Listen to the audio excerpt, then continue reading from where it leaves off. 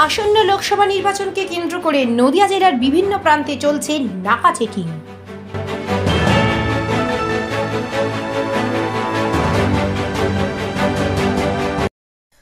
This video is for information and knowledge purpose only.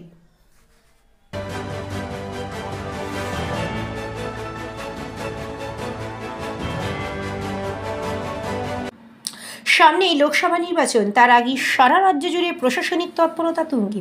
সেরকমই এবার নদিয়ার রানাঘাট পুলিশ জেলার উদ্যোগে শান্তিপুরের বিভিন্ন প্রান্তে নাকা চেকিংয়ের ব্যবস্থা করা হয়েছে। লোকসভা নির্বাচনকে কেন্দ্র করে নদিয়ার শান্তিপুরের 4টি জায়গায় নাকা চেকিং পয়েন্ট করা চলছে। 4 চাকা গাড়ি এবং বাইকের চেকিং। আজ নদিয়ার শান্তিপুর থানা এলাকার গুপ্তিপাড়া ঘাট সংলগ্ন এলাকায় সকাল থেকে রাত পর্যন্ত এই নাকা চেকিং চলছে।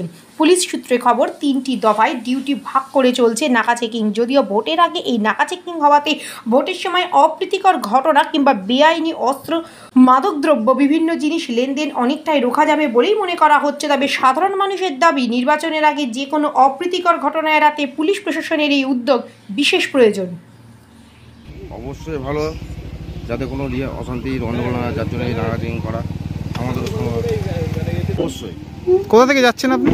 আমি কৃষ্ণনগর থেকে আসছি। কোথায় যাচ্ছেন? আমি যাবো হচ্ছে হাওড়া। আপনার গাড়িও চেক করলো? এখানে একবার করেছে, শান্তিপুরে একবার করেছে।